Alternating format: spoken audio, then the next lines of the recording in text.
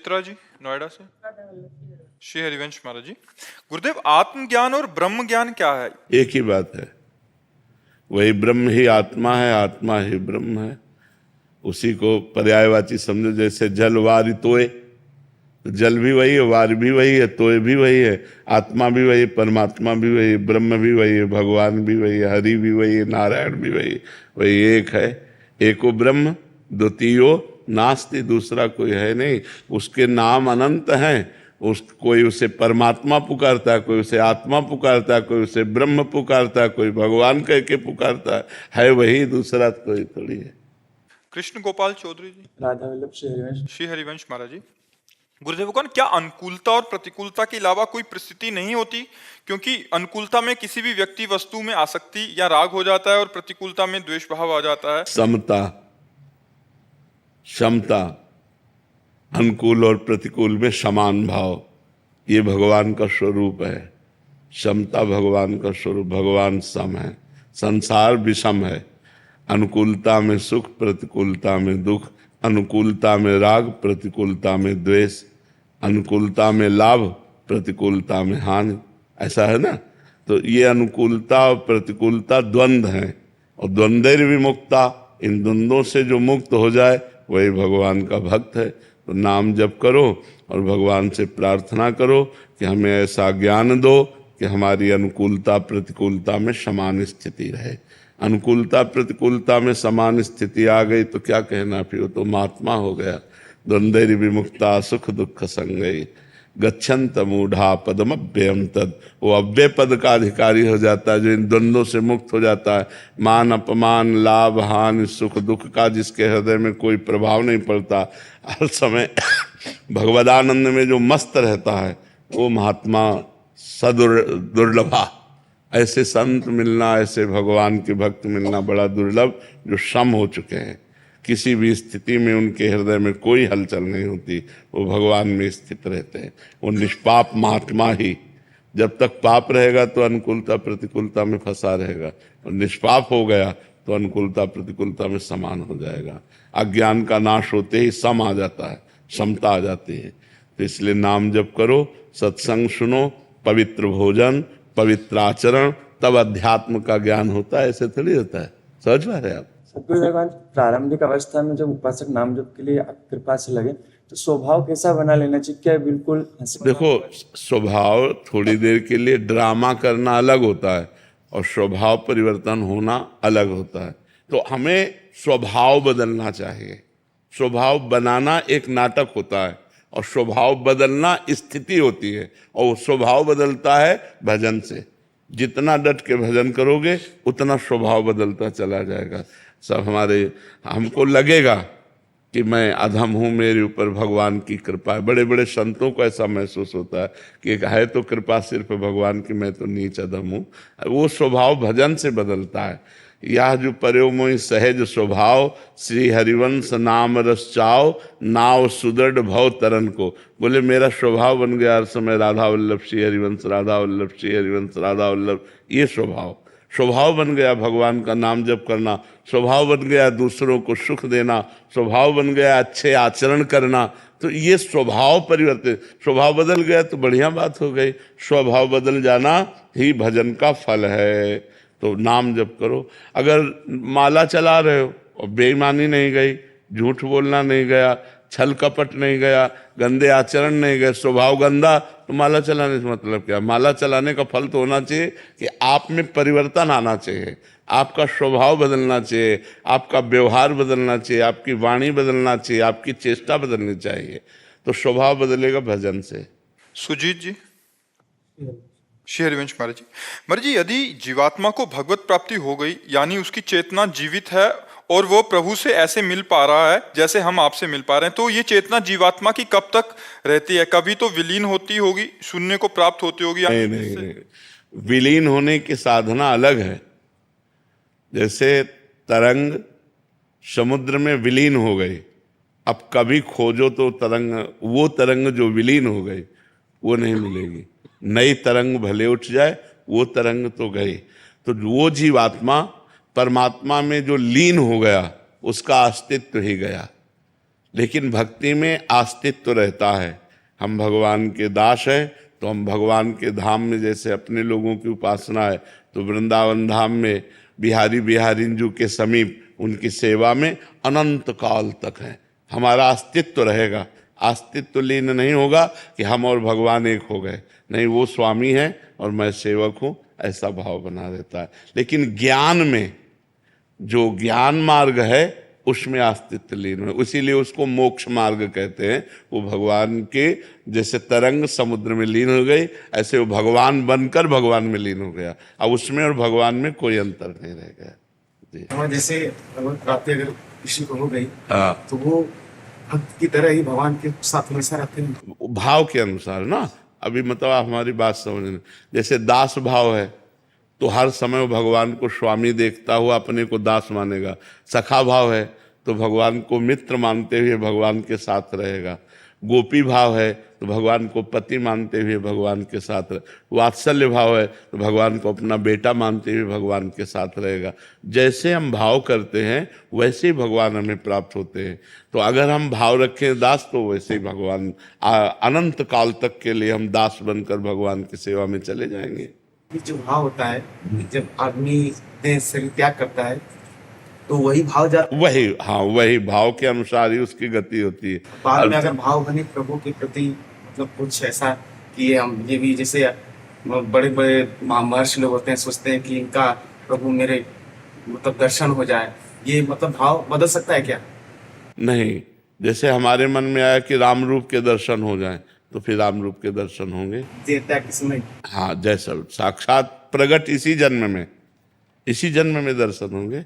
अगर भजन है इस कोटि का, नहीं तो मरने के बाद भगवान के धाम जाएगा। इस कोटि की व्याकुलता है कि अब उसे जिया नहीं जा रहा, तो भगवान उसी को सिर्फ अनुभव में आएंगे, उसके नेत्रों में बस जाएंगे, उसको दिखाई देंगे। कण कण में झांकी भगवान की, किसी सूझ वाली आंख ने पहचान की, भगवान वो आंख दे देंगे कि भगवान दिखाई देने लगे। अभी तो माया देखने की आंखें हैं, अभी भगवान देखने की थोड़ी आंखें हैं। राजेंद्र कुमार जी छत्तीसगढ़ से। राधे राधे महाराज जी। महाराज जी, प्रभु को प्रसन्न करने के लिए क्या करना चाहिए? प्रभु के हो जाना चाहिए। होते कैसे हैं महाराज जी? नाम जप करो, लीला चरित्र सुनो, लीला चरित्रों का पाठ करो, घर में ठाकुर सेवा विराजमान करो और चराचर जगत में भगवत भावना करो, इसी से प्रभु अपने हो जाते हैं। मेरा निवेदन था महाराज जी, आपकी कृपा दृष्टि होगी तो जल्दी रास्ता पहुंच जाएगी। कृपा तो बहुत है, बिना कृपा के मनुष्य शरीर नहीं मिलता, बिना कृपा के धाम आने को नहीं मिलता, बिना कृपा के संत संग नहीं मिलता। तो कृपा तो बहुत है। हम अपने ऊपर अपनी कृपा कर लें कि निरंतर नाम जप करें, भगवत नाम स्मरण करें। नाम स्मरण से सब बात बन जाती है। जो नाम का निरंतर स्मरण करता है वो भगवान को निश्चित प्राप्त होता है। हर समय नाम सुमिरन चलना चाहिए, अंदर अंदर खूब नाम सुमिरन चलना चाहिए। कामेश चतुर्वेदी जी। महाराज जी राधे राधे। महाराज जी, गुरु मंत्र शिव जी का है, गुरु द्वारा नाम सीताराम अथवा राम राम का है। गुरु जी, क्या इसी प्रकार निरंतर साधना करते रहने से क्या मुझे भगवत प्राप्ति हो जाएगी? जब होगी तो किस परम शक्ति, किस स्वरूप के माध्यम से? जिसमें प्रधानता हो जाएगी। जैसे प्रधानता हो गई शिव पे तो शिव रूप के दर्शन होंगे, राम रूप की प्रधानता हो गई तो राम रूप के दर्शन होंगे। महाराज, मैं गृहस्थ में अपना जो नहाने के बाद शुद्ध अवस्था में अपना नाम जप कर सकता हूँ? नहीं, नहाने के बाद मंत्र जप, हाँ, मंत्र जप सकता और अन्य समय नाम जप। हूँ। हाँ, अंत समय नाम जप। तो जो नाम ज्यादा जाप मतलब दिन भर रहता है तो नाम जाप दोनों का फल एक ही होगा, जो चाहोगे। मतलब मेरा मतलब जो आप कहते हैं कि एक परम शक्ति से तो आ जाएगा, वो अपने आप आ जाएगा। आप जपो तो डट के, एक में आ जाओगे, अपने आप आ जाओगे। भगवान शिव कृपा करेंगे, राम जी के चरणों में राम जी कृपा करेंगे, शिव जी के चरणों में। अब वो एक जगह कहाँ लाते हैं ये उनकी बात है। तो अपने को तो केवल जपना चाहिए, अपने को आगे की बात नहीं सोचनी चाहिए। अपने को कदम बढ़ाना चाहिए, कहाँ पहुँचते हैं वो पहुँचाने वाला जाने, वो तो साथ ही चल रहा है ना। तो आप खूब भजन करो, इसकी चिंता मत करो। स्नेहलता जी। राधे राधे महाराज जी। गुरुजी, मैं भगवान के सामने बैठकर रोजाना श्री विष्णु सहस्त्रनाम, श्री सूक्तम, श्री कनक धारा स्तोत्रम, आदित्य हृदय स्तोत्रम, दामोदर अष्टकम, महाराज जी कह रहे हैं कि बहुत सारे स्तोत्र पढ़ती हूँ बट नाम जप नहीं करती, तो क्या स्तोत्र पढ़ने से मुझे लाभ मिलेगा? स्तोत्र पढ़ने से लाभ मिलेगा, लेकिन परम लाभ के लिए तो निरंतर नाम। मान लो आप स्तोत्र पढ़ के उठी और मर गए, और उस समय आपका चिंतन, अगर चिंतन नहीं है और मृत्यु हो जाती है तो जो चिंतन है वही परिणाम मिलेगा। ये स्तोत्र आदि जहाँ जाओगी वहाँ तुम्हें लाभ तो देंगे, लेकिन जो कल्याण है, जो मंगल है, वो तो अंतिम चिंतन का होता है। अंतःमति सुगति, तो अंतःमति सुधारने के लिए हर समय नाम जप करना पड़ेगा कि नहीं? पता नहीं कब मृत्यु हो जाए, हमें क्या पता। तो हर समय नाम हमें सुमिरन करना चाहिए। नाम का अभ्यास करो, धीरे धीरे नाम का अभ्यास करो। पंडित सुधीर ओझा जी। राधे राधे। राधे राधे महाराज जी। महाराज जी कभी कभी अत्यंत अधीर हो जाना एवं कभी कभी क्रोधित हो जाना, ये लक्षण कैसा है? एवं किसी बात को साफ साफ कह देना, हृदय में कुछ नहीं रखना, गुप्त ना रखना, ये गलत है क्या? नहीं, कुछ बातें तो गुप्त रखी जाती हैं। बातों का विचार करना चाहिए कि कौन सी बात गुप्त रखनी, कौन सी बात कह देनी। अब जैसे गुरु मंत्र में उसको गुप्त ही न रखें, अपने गुरु जी की बातें हैं वो गुप्त न रखें, अपनी साधना की बातें गुप्त न रखें, तो कुछ नहीं रह जाएगा, साधना ही नहीं बनेगी। कभी कभी आत्मबोध होता है कि मेरे अपने नहीं, सपने। आत्मबोध जब होगा तो गाना बंद हो जाएगा। आत्मबोध अलग चीज है और बौद्धिक ज्ञान अलग चीज है। बौद्धिक ज्ञान अलग चीज है, आत्मबोध अलग चीज है। बौद्धिक ज्ञान में तो आप वेदांत बोल सकते हो, आप गीता भागवत कंठस्थ कर सकते हो, लेकिन आत्मबोध खत्म खेला। तो कभी कभी गृहस्थ को त्यागने का भी विचार होता कुछ त्यागने की जरूरत है। क्या त्यागना? सर्वम खलमिदम ब्रह्म। त्यागना क्या? जानना है। हाँ, उसके जानने की प्रक्रिया। आपने आत्मबोध कहा ना, पहले आपने डिग्री की बात कर दी, फिर आपका कारा की बात करोगे तो मिलान नहीं बनता। तो जैसे हम आत्मबोध की तरफ जब चलना चाहते हैं तब हमारा पहला कदम होता है त्याग। और त्याग का मतलब बाह्य त्याग नहीं होता, आंतरिक त्याग होता है। अगर हम अपनी बहन के पास बैठे हैं तो हमारे अंदर क्या भाव आएगा? गलत तो नहीं आ सकता ना। अगर हम पराई बेटी के साथ बैठे हैं तो वही भाव आना चाहिए। जैसे हमारी बहन वैसे भाव आए तो मानो हमारा आंतरिक भाव ठीक है।